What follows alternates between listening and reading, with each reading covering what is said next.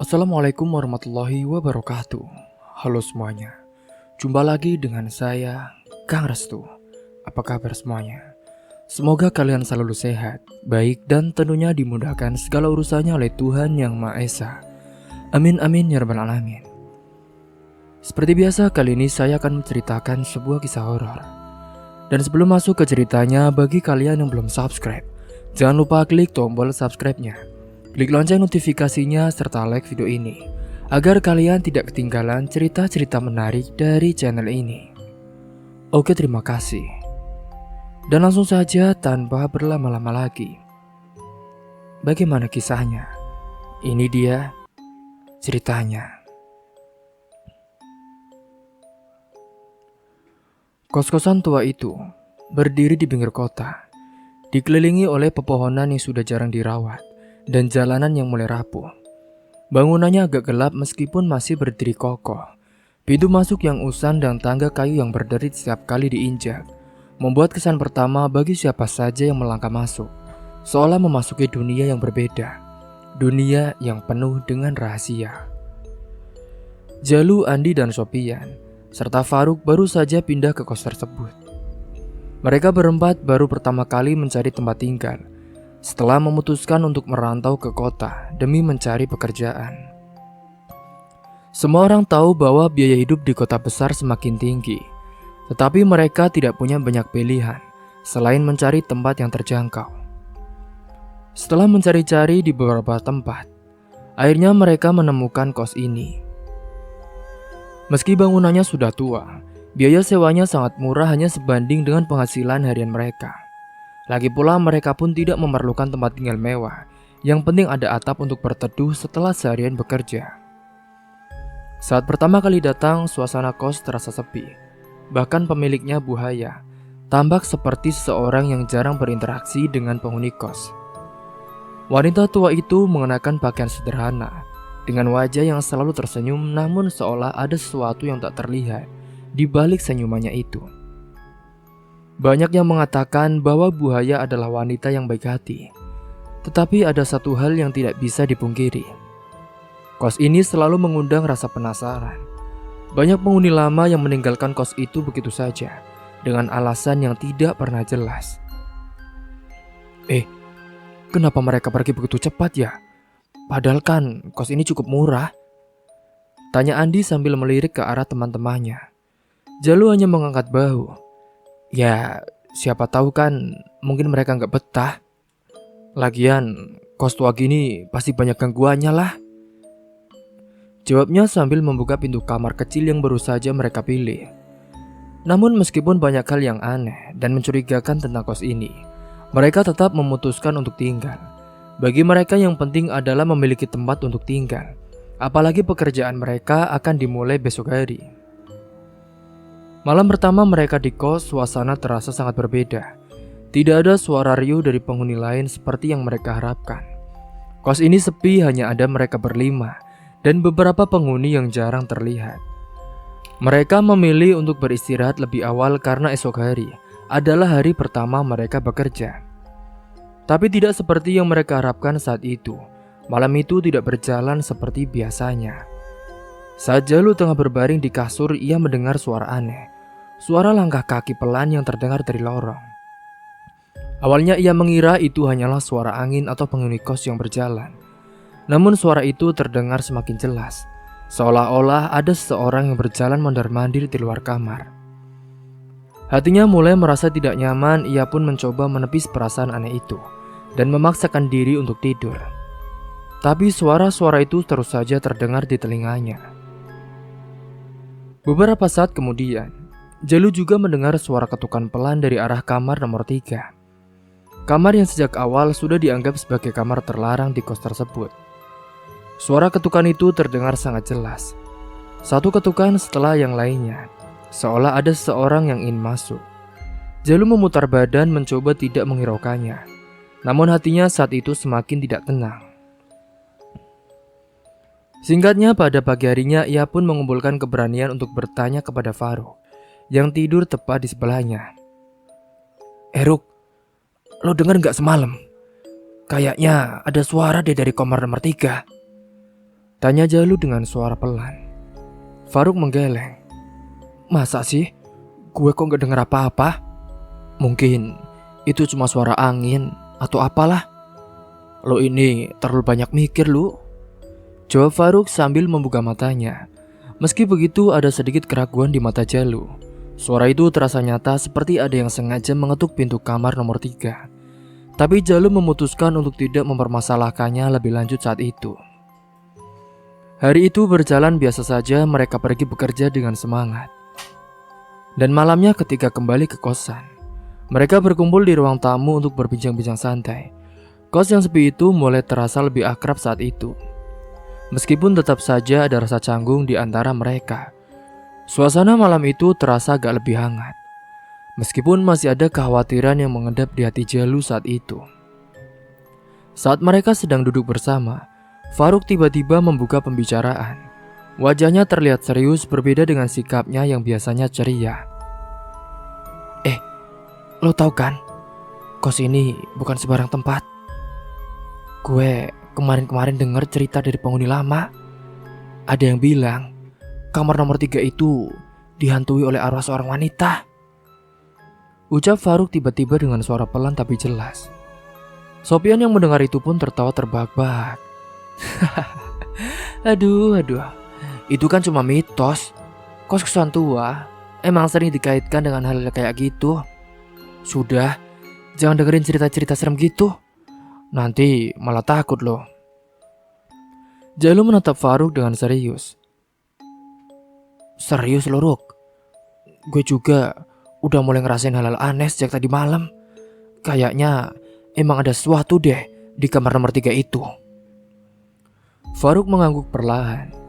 Iya, gue juga pernah dengar cerita itu. Katanya sih ada seorang wanita yang tinggal di kamar nomor 3 beberapa tahun yang lalu. Dia itu katanya meninggal tragis di kos ini. Dan semenjak itu, orang-orang yang tinggal di kamar itu sering diganggu. Bahkan ya, kadang ada yang melihat sosoknya di malam hari. Sopyan masih tampak ragu. Jangan-jangan lu semua cuma kebawa perasaan aja. Mungkin suara yang Jalu dengar semalam itu cuma suara penghuni lain yang lewat. Tapi cerita dari penghuni lama itu gak bisa diabaikan gitu saja loh. Ingat gak lo, Yan? Beberapa orang yang tinggal di sini itu dulu tiba-tiba pergi tanpa ada penjelasan. Dan mereka bilang gak tahan dengan gangguan di kamar nomor 3. Jawab Faruk, matanya tajam menatap teman-temannya. Jalu merasa semakin tertekan. Tapi kenapa buaya gak pernah bicara tentang itu ya? Kenapa dia ini diam saja gitu? Apa dia gak tahu ya? Entahlah. Buaya itu kan orangnya emang tertutup. Mungkin dia itu sebenarnya tahu lebih banyak, tapi gak mau cerita saja. Tapi satu hal yang pasti, aku yakin ada sesuatu di sana, di kamar nomor 3 itu. Malam itu mereka semua merasa sedikit cemas. Meskipun masih ada yang meragukan cerita tentang arwah wanita di kamar nomor 3. Jalu merasa ada sesuatu yang tak beres. Ada sesuatu yang mengintai di kegelapan, yang menunggu untuk terungkap. Semakin hari, kejadian-kejadian aneh mulai mengganggu kehidupan sehari-hari penghuni kos. Andi yang malam itu baru pulang dari kerjanya, merasakan sesuatu yang tak biasa. Saat memasuki lorong, ia mendengar suara ketukan pintu yang sangat jelas berasal dari kamar nomor 3. Suara ketukan itu seperti suara seorang yang tengah mengetuk dengan hati-hati. Satu ketukan, kemudian 2 ketukan. Seolah-olah memanggil-manggil, Andi pun berhenti sejenak di depan pintu kamar 3. Dengan merinding mendengar suara tersebut. Tok, tok, tok. Ini suara apa lagi ya? Andi bergumam. Matanya melirik ke sekitar yang tampak kosong. Dengan perasaan yang tidak enak, Andi pun melangkah lebih cepat menuju kamarnya. Begitu sampai ia di depan pintu, ia menoleh lagi ke kamar nomor 3. Ia merasa aneh karena baru saja beberapa hari lalu mereka bertanya kepada buaya mengenai penghuni kamar tersebut. Dan saat itu buaya dengan tenang menjawabnya bahwa kamar tersebut ternyata kosong.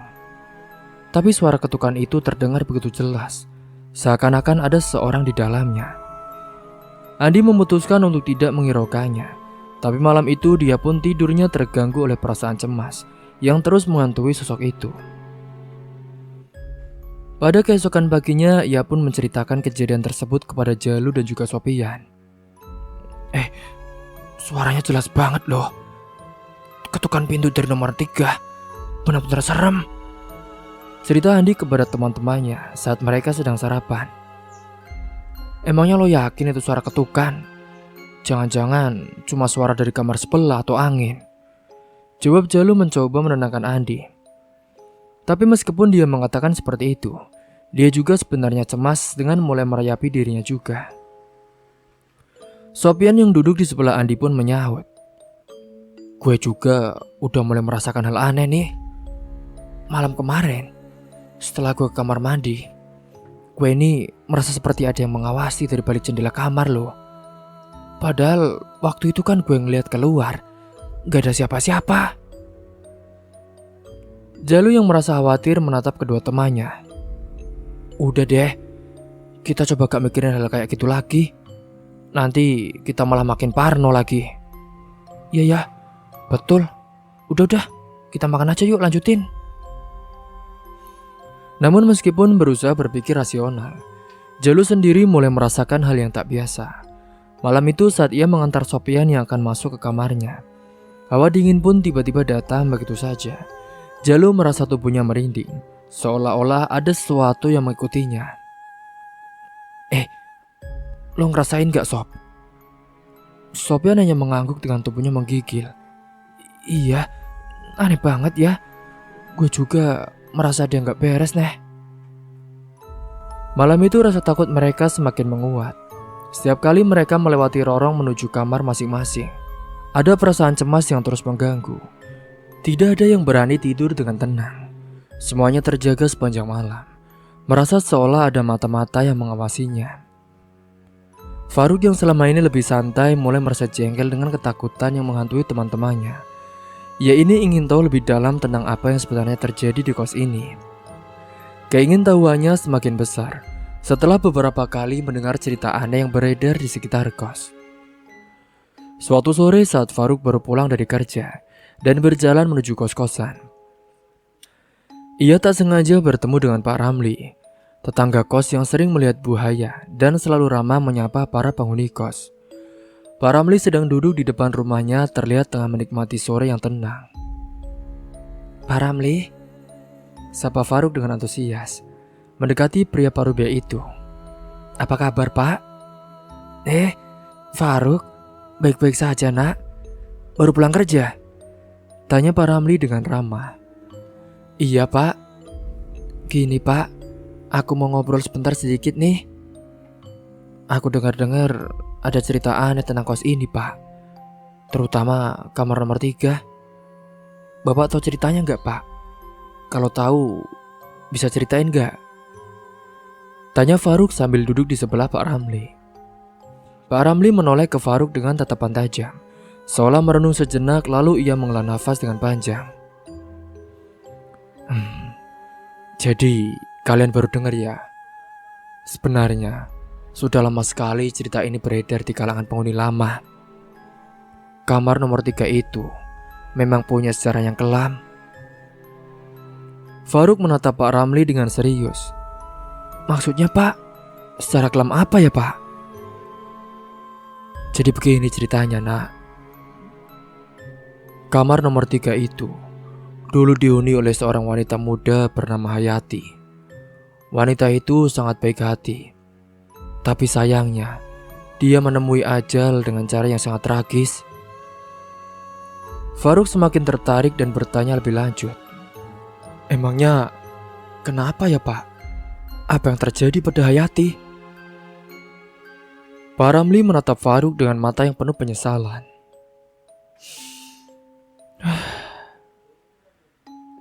Hayati dibunuh nak. Dia dibunuh oleh seseorang yang sangat dekat dengannya. Katanya orang itu adalah orang yang sudah lama mengenal Hayati. Namun kasus pembunuhannya tidak pernah terungkap sampai sekarang. Kejadian-kejadian itu sangat misterius, dan banyak orang yang menduga bahwa pembunuhnya adalah salah satu penghuni di sekitar sini.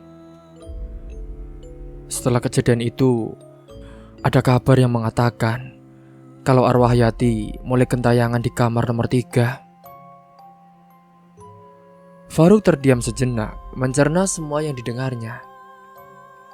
Tapi, kenapa Buaya nggak pernah cerita soal ini ya, Pak? Bukankah seharusnya dia kan pemilik kos? Jadi dia ini harus terbuka loh, Pak. Apalagi kan kami juga penghuni baru, Pak. Pak Ramli menggelengkan kepala saat itu. Buaya memang tahu, Nak. Dia tahu siapa yang membunuh anaknya, tapi dia tidak pernah mau membicarakannya. Dia ini ingin melupakan semuanya, karena itu terlalu berat untuk dia terima. Makanya dia tidak pernah mengizinkan penghuni kos untuk tinggal di kamar nomor 3, tepat setelah kejadian itu. Tapi entah kenapa kamar itu selalu kosong, dan orang-orang yang berani menginjakkan kaki ke sana pasti mereka akan merasakan gangguannya. Jadi arwah Hayati itu menuntut balas dendam, Pak? Atau gimana? Iya, kurang lebih seperti itu. Setiap kali ada yang tinggal di kamar nomor 3, arwahnya ini akan mulai mengganggu. Kadang, bahkan ada juga yang melihat sosoknya di malam hari. Semua itu adalah cara arwah Hayati untuk memberitahukan kepada kita bahwa dia ini belum mendapatkan keadilan.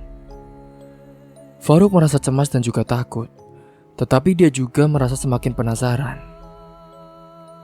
Jadi, apa yang harus kita lakukan, Pak, untuk menghentikan semua ini?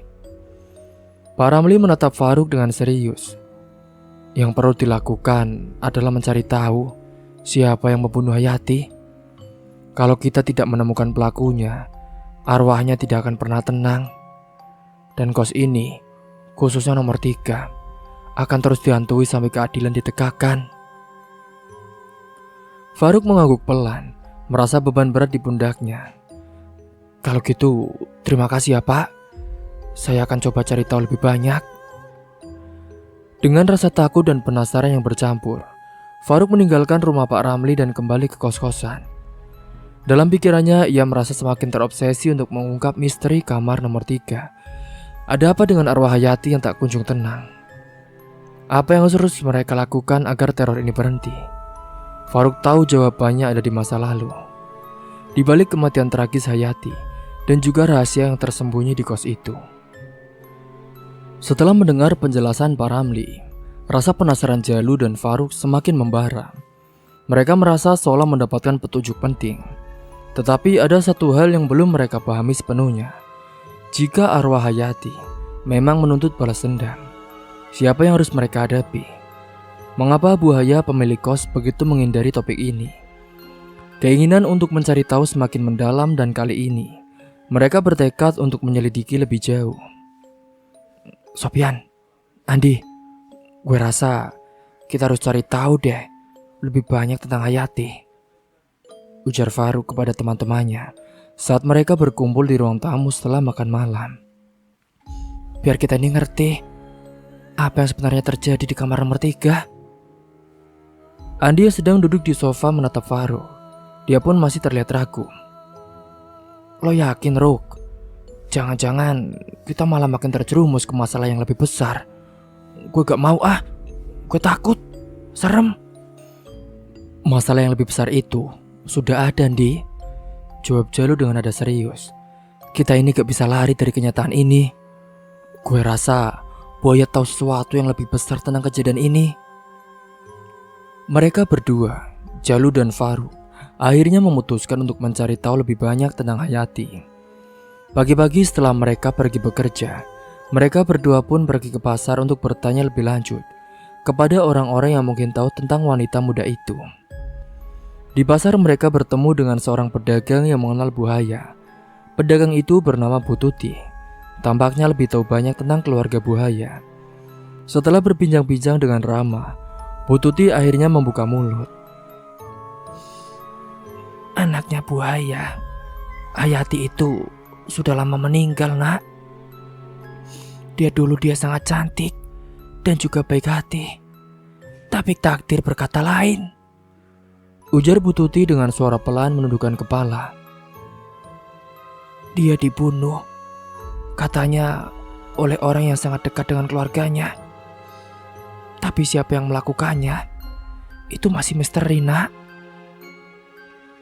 Faruk menatap Bu Tuti dengan serius. Memangnya apa yang sebenarnya terjadi sih, Bu? Mengapa buaya ini tidak pernah menceritakan apa-apa tentang anaknya? Bu Tuti menghela nafas. Dia pun ragu sejenak untuk menjawab. Hayati itu anak kesayangannya Buaya. Tapi tragedi itu terlalu berat buat Buaya. Dia tidak pernah bisa menerima kehilangan anaknya. Apalagi mengetahui bahwa anaknya dibunuh oleh orang yang mereka percayai. Setiap kali orang bertanya tentang Hayati, Buaya hanya bisa menunduk, terdiam dan menutup diri. Jalu yang mendengar itu merasa ada sesuatu yang lebih dalam dari itu. Tapi, kenapa kamar nomor 3 dibiarkan kosong begitu saja, Bu? Kenapa Buaya tidak pernah mengizinkan penghuni baru untuk tinggal di sana? Itulah yang membuat orang-orang merasa takut. Buaya percaya, jika kamar itu terus kosong, maka arwah Hayati tidak akan mengganggu orang lain. Namun dia tidak bisa menahan arwah itu selamanya. Itu sebabnya kamar itu dibiarkan kosong. Setiap kali ada yang menginap di sana, arwah Hayati akan mencari tahu siapa yang berani menginjakkan kaki di kamarnya. Kalau itu tidak teratasi, arwah Hayati tidak akan tenang. Mendengar penjelasan itu, Jalu dan Faruk semakin yakin bahwa buaya menyembunyikan sesuatu yang sangat besar. Mereka merasa harus berbicara langsung dengan buaya untuk mencari tahu lebih lanjut.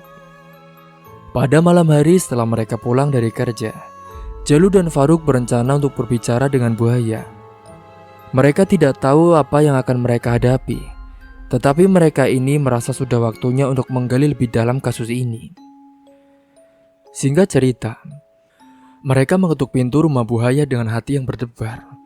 Setelah beberapa saat pintu terbuka, dan buaya muncul dengan raut wajah yang datar dan tatapan yang tajam.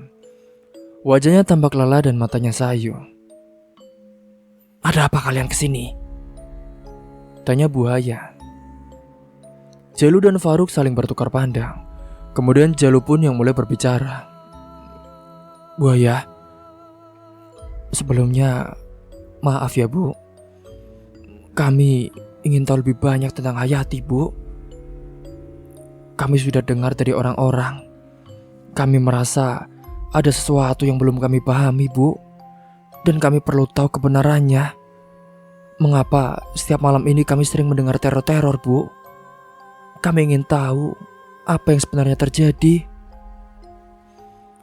Mendengar nama anaknya disebut, wajah buaya langsung berubah. Matanya menyipit dan tubuhnya seolah kaku. Ia menundukkan kepala seperti sedang menahan perasaan yang sangat dalam. Jangan bahas itu lagi. Kalian tidak tahu apa yang kalian bicarakan. Faruk yang merasa ada sesuatu yang tersembunyi. Dia mendekat sedikit.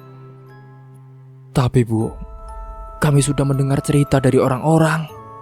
Kami tahu bahwa kamar nomor 3 itu ada hubungannya dengan Hayati, Bu.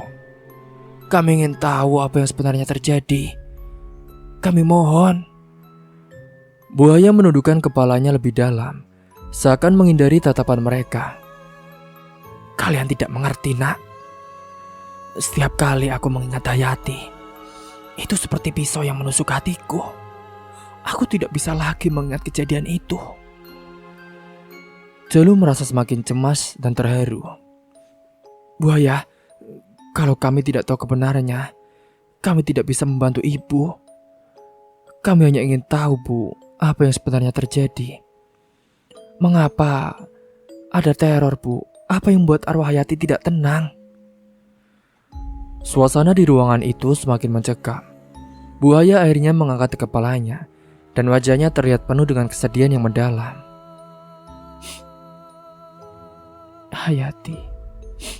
Anakku. Dia dibunuh. Dibunuh oleh orang yang aku cintai. Suamiku.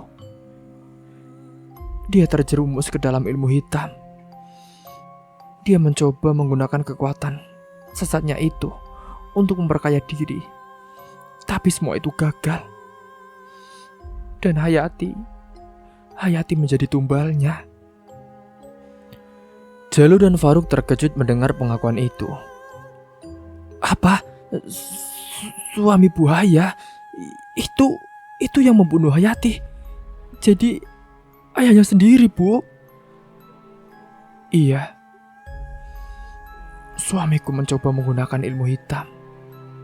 Dan saat itu, dia meminta Hayati untuk menjadi korban.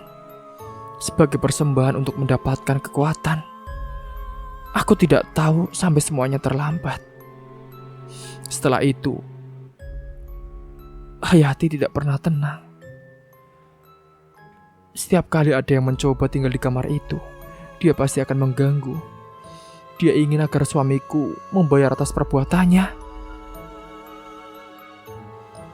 Jalu merasa ngeri dengan apa yang didengarnya. Tapi Bu, kenapa tidak memberitahu orang-orang? Kenapa tidak ada yang bisa menghentikan semua ini, Bu? Buaya menatap mereka dengan mata yang berkaca-kaca. Aku takut, Nak. Aku takut jika aku menceritakan semuanya. Arwah Hayati tidak akan tenang. Aku sudah mencoba banyak cara, tapi tidak ada yang berhasil. Semua ini adalah kesalahan suamiku. Dan aku tidak bisa mengubahnya. Lagian, setelah Hayati menjadi korbannya, suamiku pun juga ikut meninggal karena dia telah gagal dalam ilmu hitam itu. Mendengar penjelasan Buaya, Jalu dan Faruk merasa bingung dan terhimpit. Mereka tahu arwah Hayati masih mencari keadilan, dan mungkin hanya dengan menghentikan balas dendamnya, kematian tragisnya bisa teratasi. Namun mereka juga tahu mereka harus berhati-hati jika ingin mendalami lebih jauh ke dalam misteri ini. Karena yang membuat mereka bingung, suami dari Buaya pun juga sudah meninggal dunia bersama dengan kematian Hayati. Sudahlah, jangan bahas itu lagi. Pergi kalian. Kalau kalian ingin hidup tenang, lupakan semuanya. Jangan coba-coba mengungkit masa lalu yang kelam ini. Dengan suara yang keras dan tegas, Buaya mengusir mereka keluar dari rumah. Jalu dan Faruk hanya bisa saling berpandangan. Merasa beban yang berat kini menimpa mereka. Mereka ingin menolongnya, tapi tidak tahu apa yang harus mereka lakukan sekarang. Setelah mendapatkan penjelasan dari Buaya yang membuat bulu kuduk mereka berdiri, Jalu dan Faruk kembali ke kamar mereka. Meski rasa takut masih menghantui, mereka merasa lelah dan ingin segera beristirahat. Namun di dalam hati, terutama Faruk, ada perasaan gelisah yang tak dapat dijelaskan. Ia terus memikirkan arwah Hayati yang masih merasakan sakit akibat kematian tragisnya. Bayangan Buaya yang penuh kesedihan juga mengganggunya. Faruk berbaring memejamkan mata dan berharap bisa tidur dengan tenang malam itu. Namun jauh di dalam tidurnya, Faruk merasa seperti ditarik ke dalam mimpi yang berbeda dari biasanya. Ia melihat sosok seorang wanita muda berambut panjang. Wajahnya sangat cantik tapi dipenuhi oleh kesedihan yang dalam. Sosok itu perlahan mendekat dan Faruk segera mengenali siapa dia. Itu adalah Hayati. Dalam mimpi itu, Hayati menatap Faruk dengan pandangan sayu, lalu berkata dengan suara lembut namun tegas, "Tolong aku. Lepaskan aku dari penderitaan ini." Faruk merasa tubuhnya kaku tidak bisa bergerak, tetapi ia mendengar suara Hayati dengan sangat jelas. "Pergilah ke makamku. Ada sesuatu yang harus kau ambil dari tubuhku. Susuk yang menancap dalam tubuhku. Susuk itu adalah bagian dari kutukan hitam yang membuatku terperangkap di dunia ini. Cabutlah agar aku bisa tenang." Faruk ingin bertanya lebih banyak, namun tiba-tiba ia merasa terhempas keluar dari mimpi itu. Ia terbangun dengan jantung berdebar kencang. Tubuhnya berkeringat dingin, pikirannya masih dipenuhi oleh suara dan wajah Hayati yang meminta pertolongan. Keesokan paginya dengan penuh kegelisahan, Faruk menceritakan mimpinya kepada Jalu dan teman-temannya yang lain, Andi dan Sofian. Mereka semua mendengarkan dengan penuh perhatian. Wajah mereka terkejut mendengar cerita dari Faruk. "Kamu yakin itu Hayati, Ruth?" "Aku yakin. Dia meminta aku untuk melepaskan susuk yang menancap di tubuhnya. Dia bilang itu yang mengikatnya di dunia ini, membuat arwahnya tidak bisa tenang. Mungkin itu juga penyebab adanya teror di kamar nomor 3 ini." Jalu mengangguk pelan, tampak memikirkan sesuatu. "Berarti kita harus ke makamnya. Tapi kan kita juga nggak tahu di mana itu. Dan jelas kita nggak bisa lakukan ini tanpa seizin Buaya." Mereka pun sepakat untuk kembali menemui Buaya dan menceritakan mimpi Faruk itu. Ketika sore tiba, mereka pergi ke rumah Buaya. Setelah mengetuk pintu, mereka menunggu beberapa saat hingga Buaya membuka pintu. Wajahnya tampak penuh kelelahan. "Buaya, kami perlu bicara dengan ibu. Kami mohon maaf, Bu, dan kami minta tolong. Saya tadi malam bermimpi bertemu dengan Hayati, Bu." Mata Buaya yang awalnya lelah seketika berubah tajam, memandang Faruk dengan tatapan tak percaya. Apa maksudmu, Nak? Kenapa kamu bisa bermimpi dengan Hayati?" Faruk menjelaskan mimpinya tentang bagaimana Hayati meminta mereka untuk mengunjungi makamnya dan melepaskan susuk yang masih menancap di tubuhnya. Mendengar cerita itu, Buaya terdiam, tampak terguncang. Ia menghela nafas panjang lalu berkata, "Kalau begitu, mungkin sudah waktunya, Nak." "Maksud ibu apa ya, Bu?"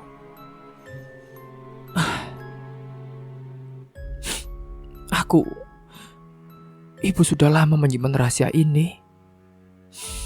Hayati, dia meninggal dengan menyisakan benda terkutuk di tubuhnya. Suamiku memang dulu menanam susuk itu sebagai bagian dari ritualnya saat Hayati masih kecil. Aku tidak pernah bisa melepaskan susuk itu karena aku takut pada suamiku. Aku takut juga pada kutukannya. Jadi, susuk itu memang benar-benar ada, Bu?" tanya Faruk dengan nada terkejut. Buaya mengangguk, tatapannya kosong seolah mengenang masa lalu. "Benar, Nak. Mungkin kalian harus melepaskannya. Jangan minta tolong. Aku tak sanggup lagi melakukan ini sendiri, Nak. Makam itu ada di pinggiran desa, tepatnya di dekat pohon beringin tua." Setelah mendapat persetujuan dari Buaya, malam itu mereka semua memutuskan untuk pergi ke makam Hayati. Mereka membawa peralatan sederhana seperti sekop dan juga lampu senter untuk membantu mereka dalam perjalanan. Hati mereka berdebar penuh ketegangan, namun tekad mereka kuat untuk membantu arwah dari Hayati. Setelah menempuh perjalanan singkat ke pinggir desa, mereka akhirnya tiba di lokasi kuburan Hayati. Cahaya bulan samar-samar menerangi suasana sekitar. Angin malam pun berembus dengan dingin, menambah kesan mistis di sekitar area itu. Di hadapan mereka tampak sebuah nisan sederhana yang tertutup oleh lumut. "Ini dia. Ini pasti kuburan Hayati," bisik Jalu. Dengan perlahan mereka pun mulai menggali kuburan itu, dan butuh beberapa saat hingga akhirnya mereka sampai pada peti mati tua yang masih terkubur. Saat peti itu terbuka, mereka terkejut melihat tubuh Hayati yang masih utuh saat itu, seperti tak tersentuh oleh waktu.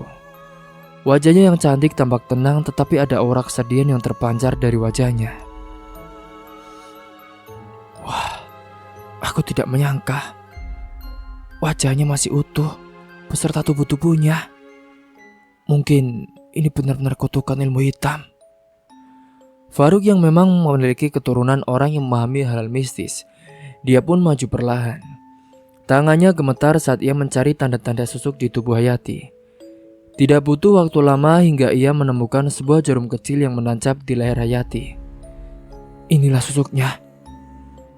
Kalau kita cabut ini, mungkin arwah Hayati bisa tenang," kata Faruk sambil menatap teman-temannya. Dengan tangan gemetar, Faruk mencabut jarum itu dengan hati-hati. Saat jarum itu terlepas dari tubuh Hayati, angin kencang pun tiba-tiba berhembus di sekitar mereka. Seakan-akan alam menyadari perubahan besar yang baru saja terjadi. Mereka semua merasakan hawa dingin yang tiba-tiba menghilang, digantikan dengan perasaan damai yang sulit untuk dijelaskan. "Selesai sudah," bisik Faruk sambil menatap wajah Hayati yang terlihat jauh lebih damai dari sebelumnya. Setelah melepas susuk itu, mereka menutup kembali mati peti itu dan kembali menguburkan Hayati dengan hati-hati. Mereka kemudian berdoa bersama-sama di depan makamnya, memohon agar arwah Hayati bisa beristirahat dengan tenang. Ketika selesai berdoa, mereka semua berdiri dalam keheningan. Di tengah malam yang sunyi, seolah terdengar bisikan lembut yang berasal dari angin yang berhembus. Seolah-olah Hayati mengucapkan terima kasih kepada mereka. Dalam perjalanan pulang itu, Jalu berkata dengan suara pelan, "Semoga setelah ini kita semua bisa hidup dengan tenang. Dan semoga Hayati juga bisa mendapatkan kedamaian yang dia cari." "Iya, aku yakin dia pasti sudah bisa pergi dengan tenang sekarang." Malam itu mereka kembali ke kos dengan perasaan lega, seolah-olah beban berat yang selama ini menghantui mereka telah terangkat. Di dalam hati mereka berharap bahwa arwah Hayati akhirnya bisa beristirahat dengan damai setelah penderitaan panjang yang ia alami dengan kelam. Beberapa hari setelah kejadian di makam Hayati, kehidupan di kos mulai kembali tenang. Kejadian-kejadian aneh yang dulu sering menghantui mereka kini seolah menghilang begitu saja. Malam itu Jalu, Faruk, Andi, dan Sopian baru saja pulang kerja dan berkumpul di ruang tamu, menikmati suasana santai tanpa lagi dihantui oleh bayang-bayang yang mengerikan. Mereka berbicara sambil tertawa dan bersyukur akhirnya bisa beristirahat dengan damai. Tiba-tiba saat itu terdengar suara ketukan di pintu depan.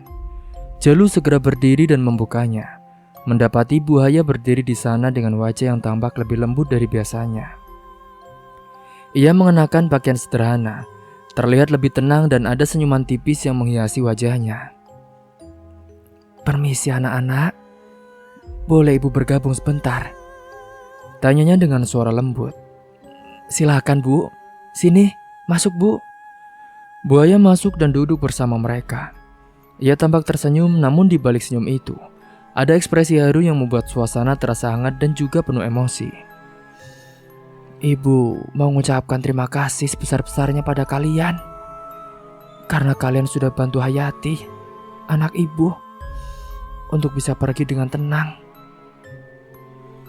Andi yang biasanya selalu ceria, dia pun mendadak terdiam, terharu dengan perkataan dari buaya. "Saya juga tidak tahu bagaimana harus berterima kasih pada kalian. Tadi malam, Hayati datang dalam mimpi saya." Dia tersenyum, senyum yang selama ini tidak pernah saya lihat sejak kepergiannya yang tragis.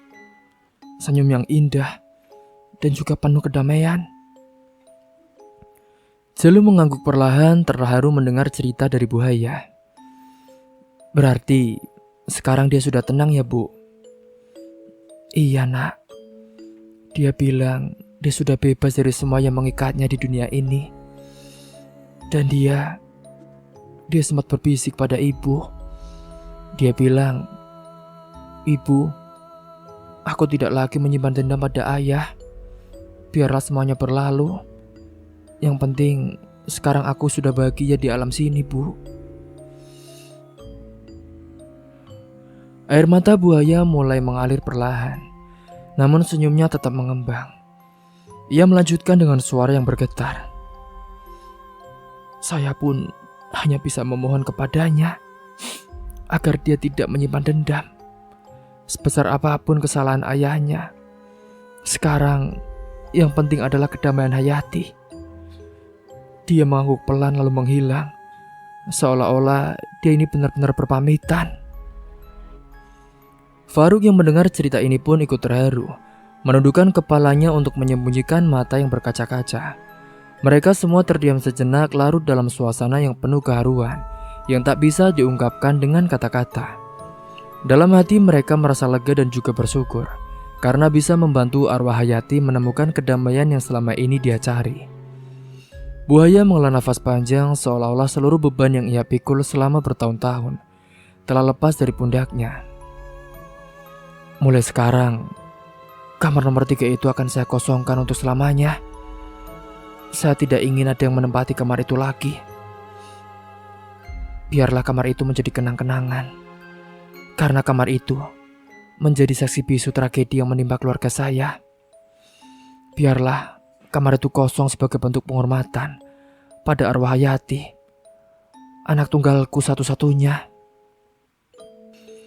Mereka semua menatap malam itu dengan perasaan damai, merasa bahwa mereka telah menjadi bagian dari kisah besar yang tak akan pernah mereka lupakan.